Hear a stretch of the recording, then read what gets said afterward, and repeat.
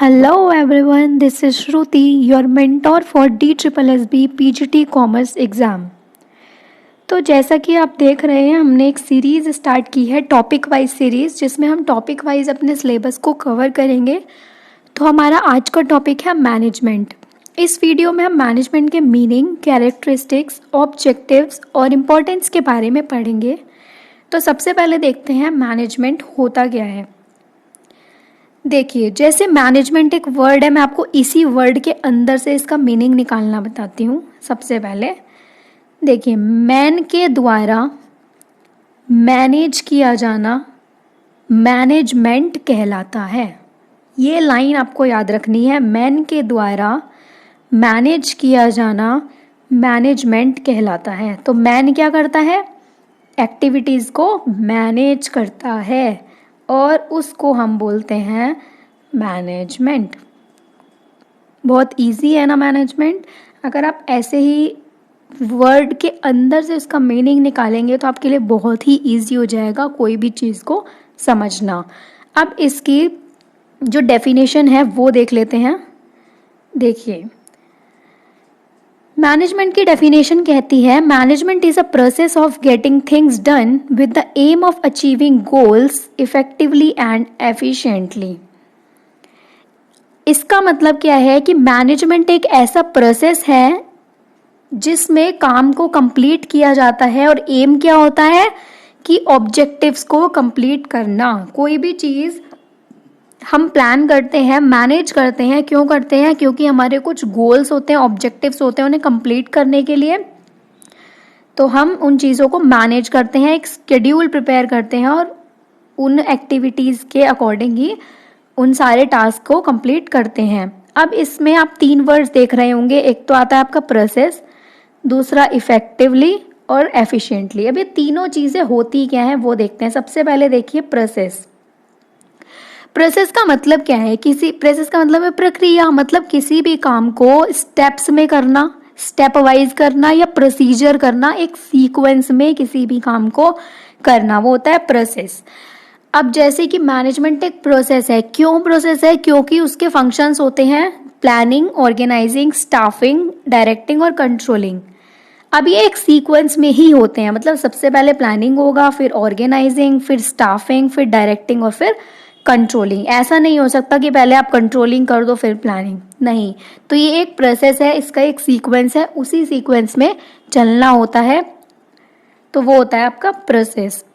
Next होता है effectiveness. Effectiveness का मतलब है कोई भी टास्क, कोई भी एक्टिविटी जिसको कंप्लीट कराना है वो बस किसी भी तरह से कंप्लीट होनी चाहिए, no matter whatever is the cost. उसमें कोई ध्यान नहीं दिया जाता कि कॉस्ट कितनी लग रही है, आपके रिसोर्सेज का यूटिलाइजेशन अच्छे से हो रहा है या नहीं हो रहा है, कुछ फर्क नहीं पड़ता।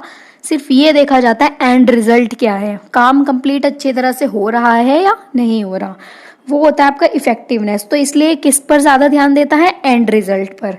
लेकिन जो एफिशिएंसी है, एफिशिएंसी का मतलब होता है काम जो है वो एक राइट वे में, राइट टाइम पर कंप्लीट होना चाहिए और साथ ही साथ कॉस्ट भी कम लगनी चाहिए और सारे रिसोर्सेज अच्छी तरह से यूटिलाइज हो जाने चाहिए। मतलब जस्ट अपोजिट हो गया एक तरह से, थोड़ा इंटरचेंजलेबली भी इन्हें यूज़ किया जा सकता है। तो एफिशिएंसी में क्या होता है? कॉस्ट का सबसे ज़्यादा ध्यान रखा जाता है कि काम जो है वो सही तरीके से होना चाहिए और साथ ही साथ कॉस्ट भी जो है वो कम से कम आनी चाहिए। इसलिए ये किस पर फोकस करता है? कॉस्ट बेनिफिट एनालिसिस पर। तो ये होता है हमारा एफिशिएंसी। तो ये जो 3 टर्म्स हैं ये बहुत इंपॉर्टेंट है जो मैनेजमेंट को डिफाइन करती हैं। अब इसमें डिफरेंस बताया हुआ है वही इफेक्टिवनेस और एफिशिएंसी में, जैसा कि मैंने अभी आपको पीछे बताया, सेम वही इसमें लिखा हुआ है। इफेक्टिवनेस का मतलब होता है completing the task on time no matter whatever is the cost. मतलब कि टास्क जो है, हमें जो काम मिला हुआ है, काम जो है हमारा वो टाइम पर कंप्लीट होना चाहिए, कोई फर्क नहीं पड़ता कॉस्ट कितनी उसमें लग रही है। लेकिन एफिशिएंसी में क्या है? टाइम पर काम कंप्लीट होना चाहिए, राइट वे में कंप्लीट होना चाहिए, कॉस्ट भी मिनिमम लगनी चाहिए और सारे रिसोर्सेज यूटिलाइज हो जाने चाहिए, ऑप्टिमम यूटिलाइजेशन होना चाहिए रिसोर्सेज का। तो जो इफेक्टिवनेस है वो किस पर फोकस करता है? एंड रिजल्ट पर। लेकिन जो एफिशिएंसी है उसका फोकस होता है cost per, cost benefit analysis पर। तो ये था आपका डिफरेंस इफेक्टिवनेस और एफिशिएंसी में। आई होप आपको समझ आ गया होगा। अब देखते हैं कैरेक्टरिस्टिक्स ऑफ मैनेजमेंट। अब मैनेजमेंट की कैरेक्टरिस्टिक्स, फीचर्स, नेचर, ये जो 3-4 वर्ड्स हैं इन सबका मीनिंग सेम है कि मतलब मैनेजमेंट का नेचर कैसा है, मैनेजमेंट होता क्या है, क्या क्या चीजें इसके अंदर आती हैं, कौन से कीवर्ड्स होते हैं, वो सब। तो फर्स्ट है management is a goal oriented process. अब जो मैनेजमेंट है वो एक गोल ओरिएंटेड प्रोसेस है। इससे आप क्या समझते हैं कि जो मैनेजमेंट है वो किस लिए मैनेज करती है चीज़ों को, मतलब मैनेजमेंट का रोल क्या है। मैनेजमेंट का रोल है कि हमने कोई एक ऑब्जेक्टिव है वो कंप्लीट करना है, हमने अपने टारगेट सेट किए हैं वो हमें कंप्लीट करने हैं, उसके लिए हम मैनेजमेंट के प्रोसेस को कंटिन्यू कर रहे हैं, एक्टिविटीज़ को परफॉर्म कर रहे हैं। तो किस लिए कर रहे हैं, ताकि हमारे गोल्स और ऑब्जेक्टिव्स जो है वो अचीव हो जाए। तो इसलिए क्या है, गोल ओरिएंटेड प्रोसेस है। Second is management is pervasive. Pervasive का मतलब होता है यूनिवर्सल। इसका मतलब हो गया कि जो मैनेजमेंट है वो ये नहीं है कि सिर्फ एक ही लेवल पर या कहीं एक ही जगह यूज होता है। मैनेजमेंट का जो रोल है वो हर जगह होता है। मैनेजमेंट हर जगह यूज होता है, सिर्फ यही नहीं कि बड़ी बड़ी कंपनीज, बैंक्स, इन सब में नहीं। इवन आपके हाउस में भी मैनेजमेंट बहुत इंपॉर्टेंट रोल प्ले करता है। फॉर एग्जाम्पल, मान लीजिए आपकी मदर है, वो घर के काम, हाउस होल्ड एक्टिविटीज सारी परफॉर्म करती हैं। तो घर को क्या करती है, वो मैनेज करती हैं, मतलब पूरा काम प्रॉपर तरीके से सीक्वेंस में होना और सारी चीज़ें वो क्या होती है, मैनेजमेंट के अंदर आती हैं। इसी तरह से जो आपके फादर हैं वो फाइनेंस का मैनेज करते हैं, बाहर जाते हैं अपनी जॉब पर या बिजनेस पर, और वहाँ से इनकम उनकी जो होती है वो कौन मैनेज करता है, आपके फादर। तो वो पूरा क्या प्रोसेस है जो मदर और फादर मिलकर कर रहे हैं वो है मैनेजमेंट, मतलब पूरे घर को अच्छे से चलाना। तो मैनेजमेंट जो है वो यूनिवर्सल है, मीन्स हर जगह मिलेगा आपको, बहुत छोटे से छोटे लेवल पर भी और बहुत बड़े से बड़े लेवल पर भी। Management is multi dimensional. अब जो मैनेजमेंट है उसमें एक सिंगल एक्टिविटी नहीं होती है, इसके काफ़ी सारे डायमेंशंस होते हैं, डिफरेंट डिफरेंट एक्टिविटीज़ इसमें मैनेज की जाती हैं। जैसे फर्स्ट होता है management of work. Management of work का मतलब क्या है, वर्क को मैनेज करना, मतलब जो भी काम हमने बांटा हुआ है लोगों के बीच में कि आपको ये काम करना है, आपको ये काम करना है, उन कामों को मैनेज करना अच्छे से, वो क्या आता है, मैनेजमेंट ऑफ वर्क। सेकेंड है इसी में मैनेजमेंट ऑफ पीपल। अब जो लोग काम करेंगे मैनेजमेंट के अंदर, जो एक्टिविटीज परफॉर्म करेंगे वो कौन होंगे, लोग होंगे, लोग ही तो परफॉर्म करेंगे। तो उन लोगों को भी तो मैनेजमेंट मतलब मैनेज करने के लिए कोई ना कोई होना चाहिए। अब जैसे आप एक कंपनी देख लीजिए, कंपनी में टास्क जो है वो कौन परफॉर्म करता है, एम्प्लॉयज़। लेकिन उन एम्प्लॉयज़ को भी तो मैनेज करने के लिए कोई ना कोई होता है ना, वो कौन होता है, टॉप लेवल मैनेजमेंट या एम्प्लॉयर या सुपरवाइजर जो उनको मैनेज करता है अच्छे से। तो वो किसके अंदर आता है, आपका management of people. Next is management of operations. अब मैनेजमेंट ऑफ ऑपरेशंस में क्या है, मैनेजमेंट ऑफ ऑपरेशंस में आपके आते हैं, जैसे कि आपके एक कंपनी है उसके अंदर डिफरेंट डिपार्टमेंट्स हैं। जैसे आप इस चार्ट में देखिए, चार्ट में आपको बताया हुआ है मैनेजमेंट ऑफ वर्क के अंदर क्या आएगा कि काम को अच्छे से, वर्क को जो है परफॉर्म करना, मतलब पहले प्लान करना, फिर ऑर्गेनाइज करना, फिर एंड में उसको कंट्रोलिंग उसकी करना। मैनेजमेंट ऑफ पीपल में वही कि लोगों को ट्रेनिंग प्रोवाइड करना, स्टाफिंग, डायरेक्टिंग, सुपरवाइजिंग, लोगों को मैनेज करना। उसी तरीके से मैनेजमेंट ऑफ ऑपरेशंस में आता है, जैसे डिफरेंट डिफरेंट डिपार्टमेंट्स होते हैं एक कंपनी के अंदर। जैसे आप बोल सकते हैं production department, sales department, HRM department and so on. काफ़ी सारे डिपार्टमेंट्स होते हैं। तो उन डिपार्टमेंट्स को मैनेज करने के लिए भी तो कुछ ना कुछ चीज़ें होती हैं ना, कि कैसे, मतलब उसमें ये डिसाइड किया जाता है कि क्या काम करना है, कैसे काम को करना है, कौन कौन उस काम को करेगा, ये सब चीज़ें डिसाइड की जाती हैं। तो उन सबको मैनेज करने का मैनेज कौन करता है, वो भी लोग मैनेज करते हैं, और इसको क्या नाम दिया गया है, management of operations. Next is management is a group activity. Management एक ग्रुप एक्टिविटी है। कैसे, देखिए एक बहुत बड़े लेवल पर कोई कंपनी है तो उसमें सिर्फ एक ही इंसान तो नहीं होगा जो सब चीज़ मैनेज करता होगा, काफ़ी सारे लोग होंगे, ग्रुप ऑफ पीपल होगा, जो कि जिनमें से एक किसी एक डिपार्टमेंट को मैनेज कर रहा है, दूसरा किसी दूसरे डिपार्टमेंट को मैनेज कर रहा है। तो इसीलिए ये एक ग्रुप एक्टिविटी है, सिंगल पर्सन एक्टिविटी नहीं है। इवन आपके हाउस में भी सिर्फ एक ही नहीं होता है जो मैनेज करता है, सब मिलकर आपके हाउस को मैनेज करते हैं। नेक्स्ट है management is a dynamic process, dynamic function. कैसे? डायनेमिक का मतलब होता है चेंजेबल, मतलब कि इन्वायरमेंट या एटमॉस्फेयर के अकॉर्डिंग जो है वो मैनेजमेंट चेंज होता रहता है। जैसे इसको एक एग्जांपल के थ्रू समझते हैं। मान लीजिए किसी लोकेशन पर आपकी कोई कंपनी है, उसमें आप मैनेजमेंट कर रहे हैं अच्छे से, वो तो ठीक है, लेकिन अगर वो जो कंपनी है उसकी लोकेशन हम चेंज कर देते हैं, कहीं और पर वो कंपनी सेटअप कर देते हैं, तो थोड़े बहुत एनवायरमेंटल जियोग्राफिकल चेंजेस आएंगे। तो उस वे में भी मैनेजमेंट जो है वो फ्लेक्सिबल है कि वो वहाँ पर जाकर चेंज हो जाएगा। मतलब ये तो नहीं है कि जो मैनेजमेंट जिस वे में आप इस कंपनी में कर रहे थे सेम ही उस वे में आप दूसरी कंपनी में करोगे, नहीं, डिफरेंट डिफरेंट कंपनीज में डिफर करता है मैनेजमेंट। तो इसलिए मैनेजमेंट एक डायनेमिक फंक्शन है। Next is intangible. इनटेंजिबल जैसे कि आप जानते हैं, इनटेंजिबल वो होता है जिसको आप देख नहीं सकते, छू नहीं सकते, but you can feel the presence, कि हाँ ये चीज़ प्रेजेंट है, उसको आप से फील कर सकते हो, तो वो होता है इनटेंजिबल। तो मैनेजमेंट फंक्शन भी इनटेंजिबल है। कैसे? क्या आप मैनेजमेंट को छू सकते हो? नहीं। आप उसे टच कर सकते हो? नहीं।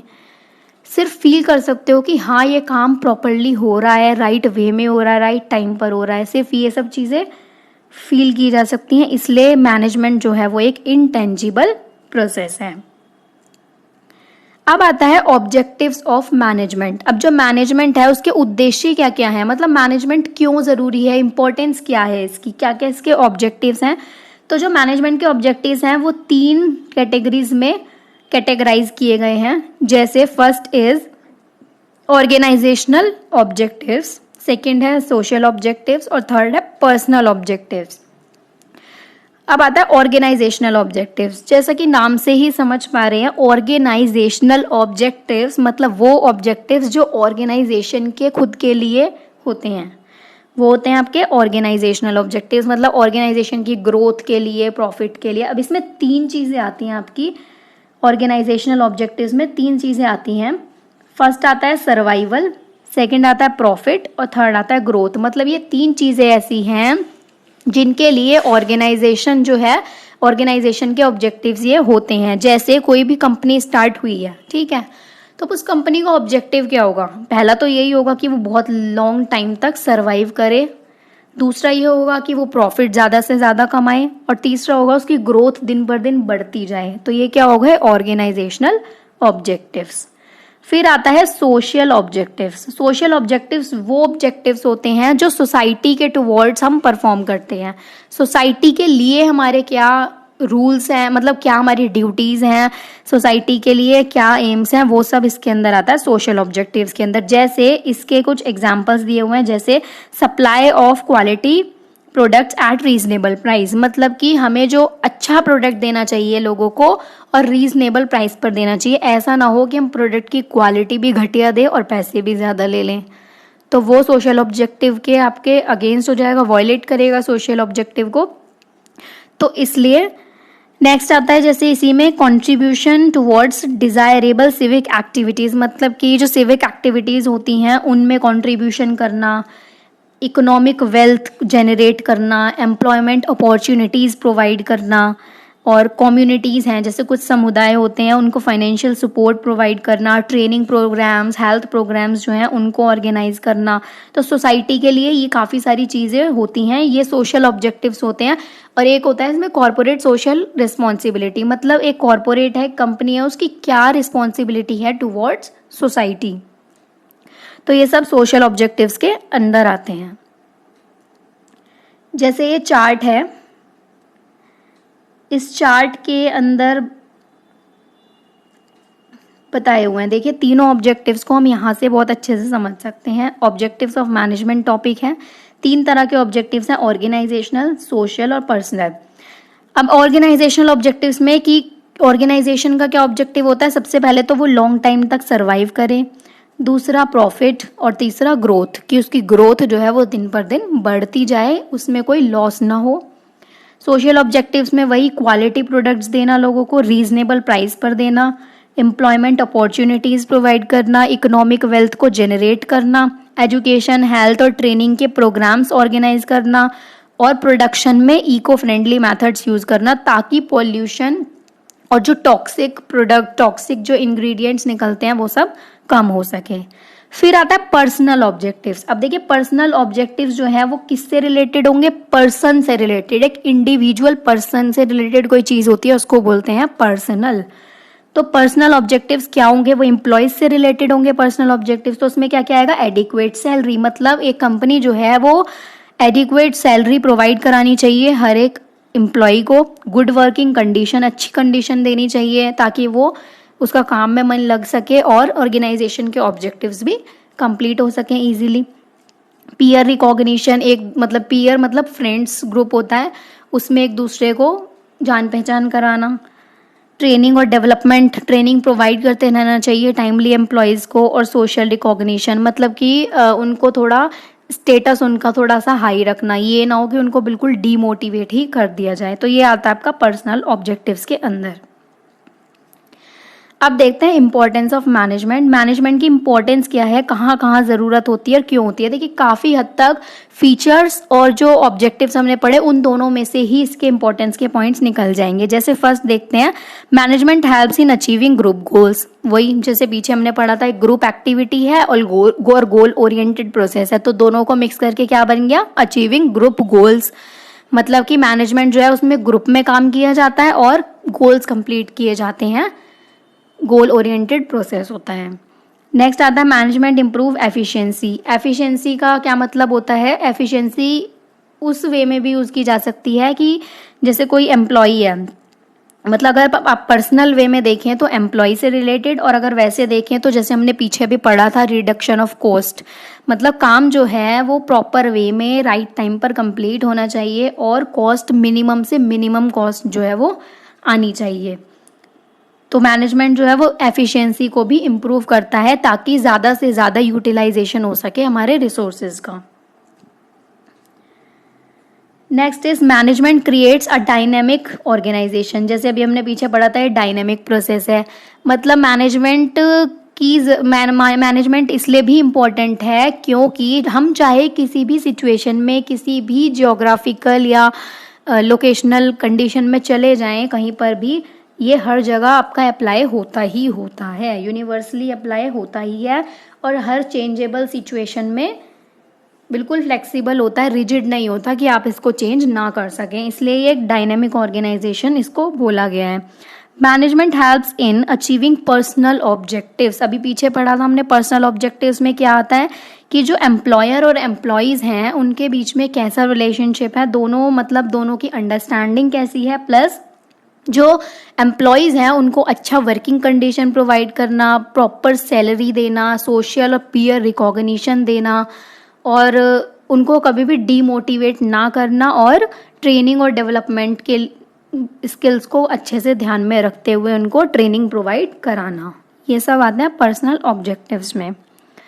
Management helps in development of society, ये रिलेटेड है आपका सोशल ऑब्जेक्टिव से। अब सोसाइटी के टुवर्ड्स काफ़ी सारे ऑब्जेक्टिव्स हैं एक ऑर्गेनाइजेशन के, तो इसलिए मैनेजमेंट जो है वो सोसाइटी के डेवलपमेंट में भी हेल्प करता है। कैसे, बहुत सारी एम्प्लॉयमेंट अपॉर्चुनिटीज़ देकर, जो वीकर सेक्शन है उनकी हेल्प करके, डिफरेंट कम्युनिटीज़ हैं उनको फाइनेंशियल असिस्टेंस प्रोवाइड कराकर, और भी बहुत सारी चीज़ें हैं जो अभी हमने सोशल ऑब्जेक्टिव्स में पढ़ी थी कि गुड क्वालिटी प्रोडक्ट्स जो है उन्हें देकर, गुड क्वालिटी प्रोडक्ट्स को एक रीज़नेबल प्राइस पे दें, ये सब चीज़ें इसके अंदर आ जाती हैं। और इकोनॉमिक जो हमारी वेल्थ है उसको जनरेट करना, तो इसलिए मैनेजमेंट जो है वो सोसाइटी के डेवलपमेंट में भी हेल्प करता है।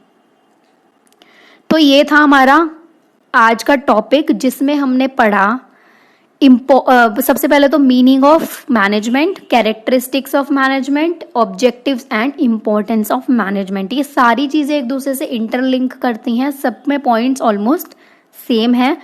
तो ये था हमारा आज का टॉपिक जिसमें हमने बेसिकली समझा कि होता क्या है मैनेजमेंट। तो आई होप कि आपको मैनेजमेंट वर्ड और मैनेजमेंट प्रोसेस तो एटलीस्ट क्लियर हो गया होगा कि होता क्या है मैनेजमेंट। तो ये काफ़ी इंपॉर्टेंट टॉपिक है पीजीटी कॉमर्स के लिए, और इससे ज़्यादा इंपॉर्टेंट टॉपिक है जो अभी हम आगे धीरे धीरे कवर करेंगे, प्रिंसिपल्स ऑफ मैनेजमेंट। उससे तो बहुत सारे क्वेश्चंस आते हैं हर पीजीटी कॉमर्स एग्जाम में। तो इस वीडियो से आई होप आपको काफ़ी हेल्प मिली होगी। Thank you so much. मिलते हैं फिर अपनी नेक्स्ट वीडियो के साथ। Thank you.